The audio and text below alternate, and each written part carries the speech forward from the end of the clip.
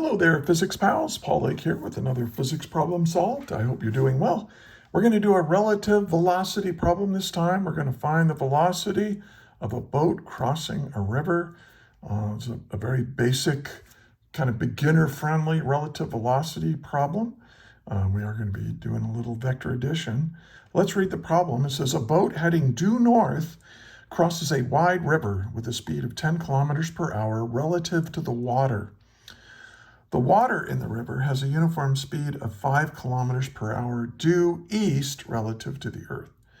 Determine the velocity of the boat relative to an observer standing on either bank. Okay, now I get these problems from my tutoring clients. So if after watching this you think you might benefit from my tutoring services, check in the description. There's a Google Doc that will allow you to get in touch with me. You can text me and we can, I tutor students from all over the world. So, hey, maybe I can save you a lot of time and a lot of stress and help this be a little bit more fun. Well, let's draw a picture of the problem here of what's given. We have a river, and the river is moving to the east. But there's a boat traveling due north. So here's the the south bank, and here's the north bank of this river. And here's my little boat. I'm just going to draw the boat as a little dot here. This is an aerial view. And the boat is pointed due north. So that's its heading. Now look for this when you're dealing with relative velocity problems, usually either boats or airplanes flying in the air. Look for this word heading, due north. So that means the boat is pointed due north. That doesn't mean the boat is moving due north, but it does mean that that's the direction it's trying to go. And so, I'm going to put this up here. The velocity of the boat compared to the water is equal to, well, it has a speed of 10.0 kilometers per hour. Okay. Now, what direction is it heading? Well, let's draw this over here. This is north, south, east, west. But I like to make this my x-axis and my y-axis. And so what I'm going to do is say due north is, in polar coordinates, it's 90 degrees. Right? We're going to rotate due north 90 degrees in polar coordinates. Hopefully you're familiar with that. Okay. Now, the water, though, is moving, and we're going to say this is the velocity of the water. And the velocity of the water is, well, it has a speed of 5.00, 3 significant figures, kilometers per hour.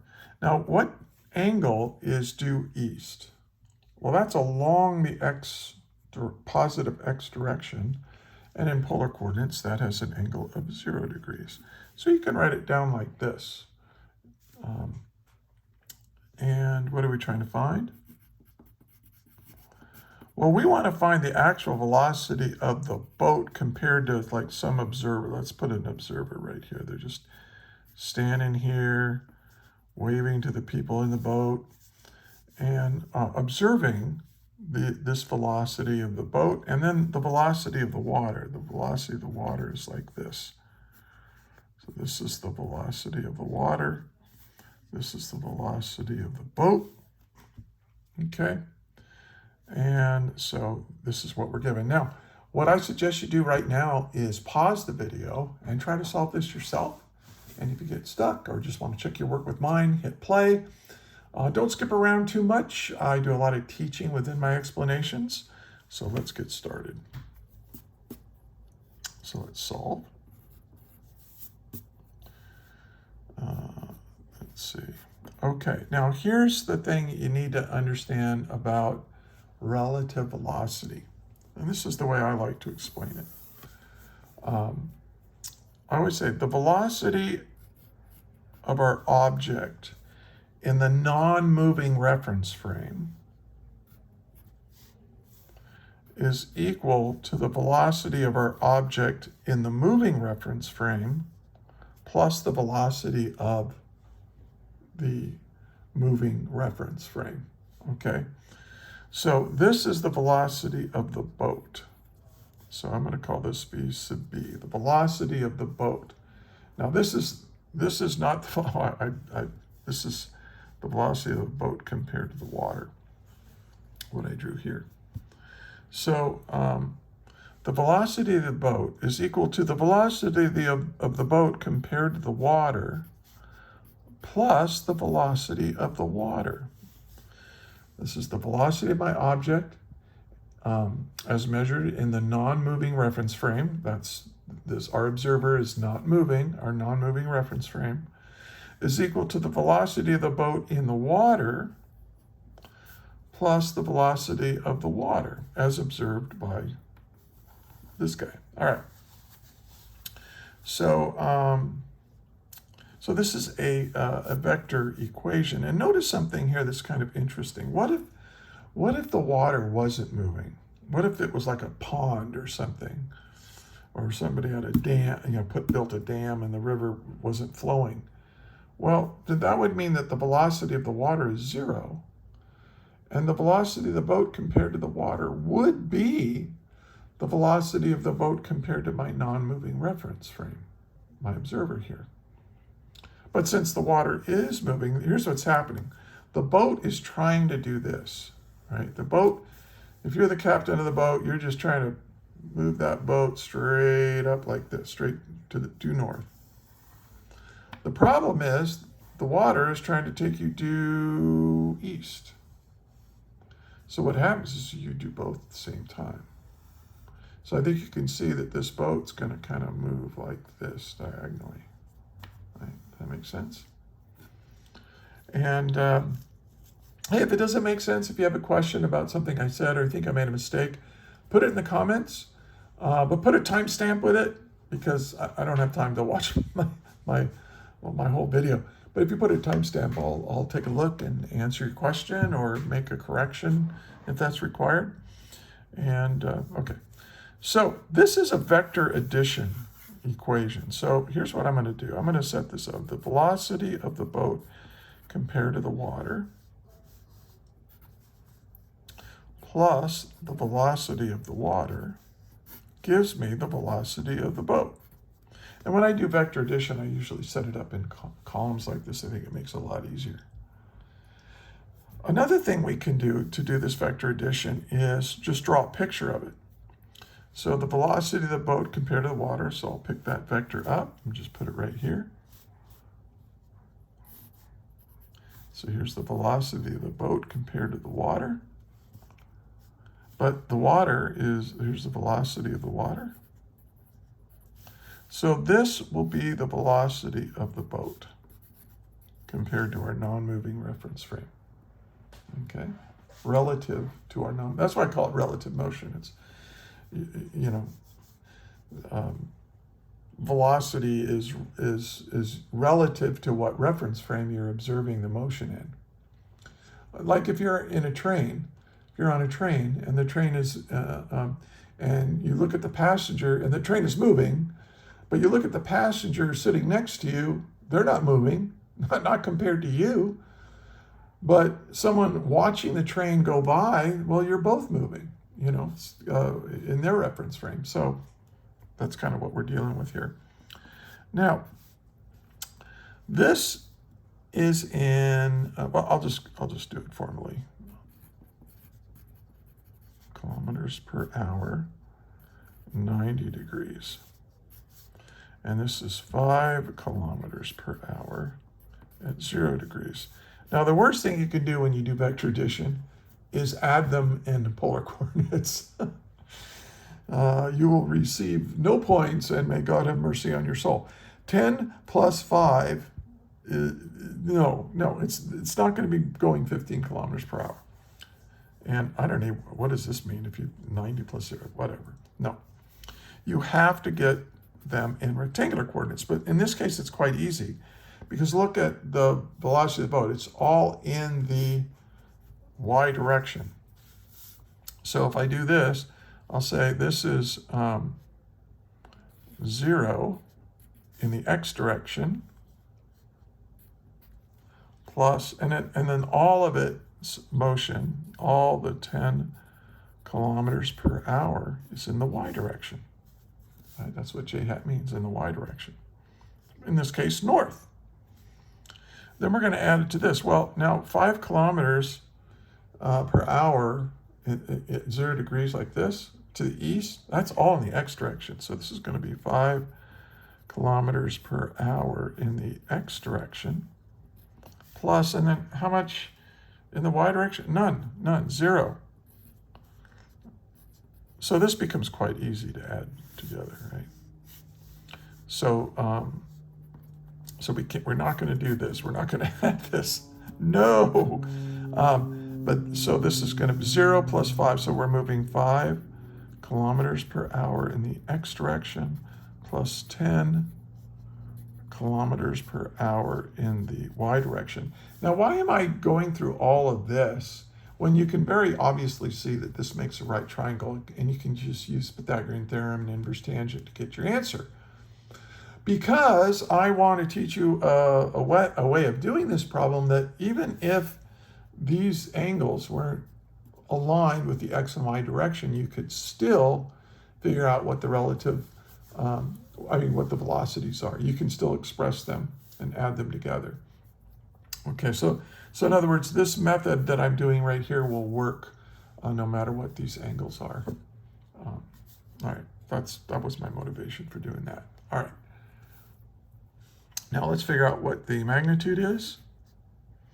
The velocity of the boat, well, that's going to be the x component squared plus the y component squared. So that's 5 kilometers per hour squared plus 10 kilometers per hour squared. Everything's 3 significant figures here. So let's just do that. Here's my calculator. So 5, well, I know what 5 squared is. 5 squared plus 10 squared, that's 125. I'm going to take the square root of that, and I get 11.18. And we'll round that off, since it's our final answer, to 3 significant figures, which would be 11.2.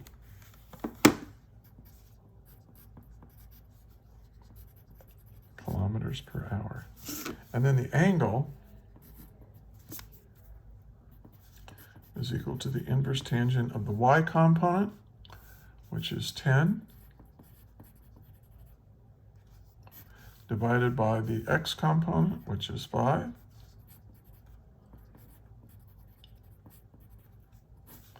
notice the units always cancel out. They have to cancel out. Now, do I have to add 180 to my answer? No, because my x component is positive, which means I'm either in the first or fourth quadrant, which my calculator can do. And since they're both positive, we're just going to be in that first quadrant, as we can see in the picture here. All right, so second function, inverse tangent of 10 divided by 5, and that gives me 63.4 degrees. So now that angle is this angle right here. So this gives me my my answer in polar coordinates.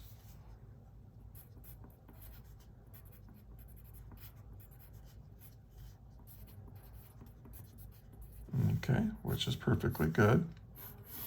Or if they want to use north, south, east, west kind of stuff, you can say this is 11.2 kilometers per hour. And then the direction you can say is 63.4 degrees north of east. You'll quite often see it expressed that way when you're dealing with north, south, east, west. Also, airplanes and both, well, their headings, it depends on what the conventions are and so on. So, but this is a good way of expressing the answer as well. And there it is. Let's take a look at the whole thing. Another physics problem solved. And again, it's the velocity of your object is equal to the velocity of your object within a moving reference frame plus the velocity of that moving reference frame compared to your non-moving frame. Okay. And this is how I always set them up, and then I try to draw a picture of it. And make sure that you always express your vectors when you add them or subtract them. You express them in rectangular coordinates because polar coordinates gives you a ridiculous answer. And then, now they didn't even say here determine the velocity of the boat relative to, I just went ahead and assumed they wanted polar coordinates. But, you know, actually this is also the answer, right, in rectangular coordinates. So there you go. Hey, please like, share, and subscribe. And look in the description. There's a link that will take you to a Google Doc that will have all my other problems and lectures, literally hundreds of example problems worked out all the way with lots of explanations in them. So if your teacher isn't doesn't have time to do example problems, I got you covered. I also have lectures on there. So if you missed a lecture or the lectures are pretty bad, I think mine are pretty good. So check those out. Again, the link is in the description. And hey, I want to thank you for watching all the way to the end. And I also want to thank you for being a physics student. I know how difficult this is. I know how much stress and how much time, and it can be so frustrating learning physics. But it's very practical. It's very important because all the technology that we enjoy and makes our lives better and longer and easier and more fun, it's all this technology is based on a foundation of physics. So without hardworking, smart people like you willing to do this, our civilization will crumble. It will. And so you're doing the right thing. You're doing good for the world. So thank you for that. And until the next video, may the net force be with you always. That is all.